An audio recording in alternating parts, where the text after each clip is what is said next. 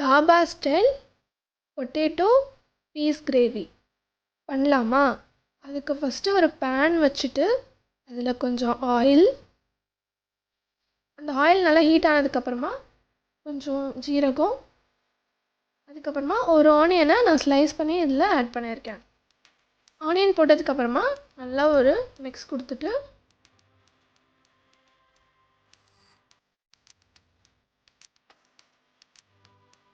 இதில் ஒரு 4 பல் பூண்டு, 4 துண்டு இஞ்சி,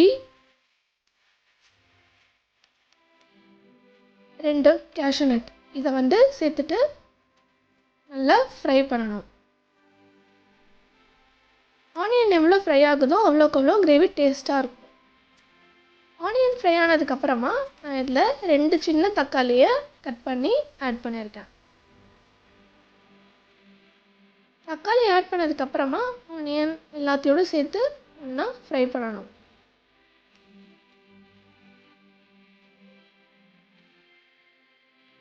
ஒரு தடவை நீங்கள் இந்த மாதிரி இந்த கிரேவி செஞ்சு பாருங்கள், கண்டிப்பாக நீங்கள் மறுபடியும் செஞ்சுட்டே இருப்பீங்க.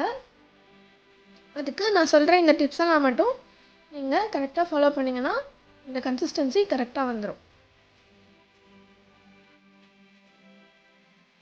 இது நல்லா ஃப்ரை ஆகிட்டு இருக்கும்போது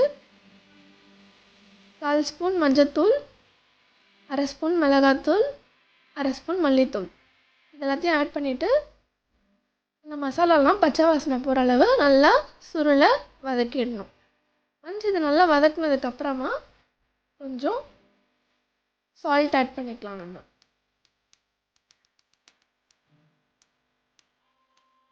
சால்ட் ஆட் பண்ணதுக்கப்புறமா நல்லா ஃப்ரை பண்ணுங்கள். இது நீங்கள் பார்த்தீங்கனாலே நல்லா தெரியும், தக்காளி வெங்காயம் எல்லாம் ஒன்றா சேர்ந்து பிளெண்ட் ஆகி நல்லா ஃப்ரை ஆகிருக்கு. இந்தளவு ஃப்ரை ஆனதுக்கப்புறமா நீங்கள் ஆஃப் பண்ணிவிட்டு இதை அப்படியே ரெஸ்ட்டில் விட்டுறணும். மீன்வைல் நான் ஒரு 3 பொட்டேட்டோவை 2ஆக கட் பண்ணி பாயில் பண்ணி எடுத்து வச்சுருக்கேன். இப்போது நம்ம ரெஸ்ட் பண்ணதை எடுத்து ஒரு மிக்ஸி ஜாரில் போட்டு நல்லா பேஸ்ட்டாக அரைச்சிடணும். பேஸ்ட்டாக அரைச்சதுக்கப்புறமா அதே பேனில் கொஞ்சம் பட்டர், கொஞ்சம் ஜீரகம், 1 ஸ்பூன் காஷ்மீரி ரெட் சில்லி தூள் எல்லாத்தையும் போட்டு நல்லா மிக்ஸ் கொடுத்துட்டு நம்ம ஆல்ரெடி அரைச்சி வச்ச அந்த பேஸ்ட்டை இதில் ஆட் பண்ணிடணும். இந்த பேஸ்ட்டை ஆட் பண்ணதுக்கப்புறமா நல்லா குவிக் மிக்ஸ் கொடுத்துட்டு நான் ஃப்ரோசன் பீஸ் எடுத்திருக்கேன். அது ஒரு கை நிறையா நான் இதில் ஆட் பண்ணிக்கிறேன். உங்களுக்கு எவ்வளோ பீஸ் பிடிக்குமோ அதுக்கேற்ற மாதிரி நீங்கள் ஆட் பண்ணிக்கலாம். அளவு எதுவும் ஸ்பெசிஃபிக்காக கிடையாது. இதை இந்த கிரேவியில் போட்டதுக்கப்புறமா காரம் உப்பு எல்லாத்தையும் என்ஹான்ஸ் பண்ணுறதுக்கு ஒரு 1/2 டீஸ்பூன் சுகர் போட்டுட்டு க்ளோஸ் பண்ணி வச்சுருங்க. மீன்வைல் நான் பாயில்டு பொட்டேட்டோவை இந்த மாதிரி பொடி பொடியாக கட் பண்ணிட்டேன். கொஞ்சம் பட்டாணி வெந்ததுக்கப்புறமா ஒரு 1/2 ஸ்பூன் கரம் மசாலா பவுடர் ஃப்ளேவருக்காக நான் இதில் ஆட் பண்ணுறேன். ஸோ இது நல்லா பட்டாணி வெந்ததுக்கப்புறமா நம்ம கட் பண்ணி வச்ச பொட்டேட்டோவை இதில் ஆட் பண்ணிடலாம்.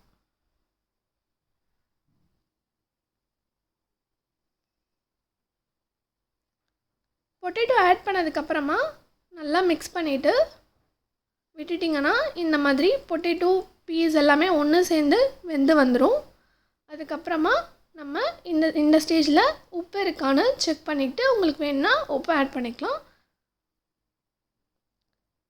இது நல்லா கொதித்து மசாலா ரெடி ஆனதுக்கப்புறமா கொஞ்சம் கஸ்தூரி மேத்தியை நான் நல்லா க்ரஷ் பண்ணி ஆட் பண்ணியிருக்கேன். அதுக்கப்புறமா கொஞ்சம் கொத்தமல்லியும் நான் இதில் ஆட் பண்ணியிருக்கேன். ஸோ இந்த மாதிரி கொத்தமல்லி ஆட் பண்ணி முடித்ததுக்கப்புறமா நம்ம தாபா ஸ்டைல் கிரேவி ரெடி ஆகிடும். ஈஸியாக வீட்டில் இருக்கிற பொருட்களை வச்சு இந்த மசாலாவை நம்ம செஞ்சிடலாம். ஒரு வாட்டி இந்த மாதிரி மசாலா செஞ்சு சூடான சப்பாத்தி போட்டு இந்த மசாலாவை அதோடு வச்சு சர்வ் பண்ணிங்கன்னா சாப்பிட்டுட்டே இருப்பாங்க. சப்பாத்தி நீங்கள் சுட்டுகிட்டே இருக்க வேண்டியதான். கண்டிப்பாக இது நீங்கள் ட்ரை பண்ணி பாருங்கள். ட்ரை பண்ணிவிட்டு கமெண்ட்ஸில் சொல்லுங்கள். நான் இன்னும் நிறைய ரெசிபீஸ் இந்த மாதிரி போட்டுகிட்டே இருக்கேன், அதெல்லாம் பார்த்துட்டு சப்போர்ட் பண்ணுங்கள். தேங்க்ஸ். இந்த வீடியோ உங்களுக்கு பிடிச்சிருந்ததுன்னா நம்ம சேனலை சப்ஸ்கிரைப் பண்ணிக்கோங்க.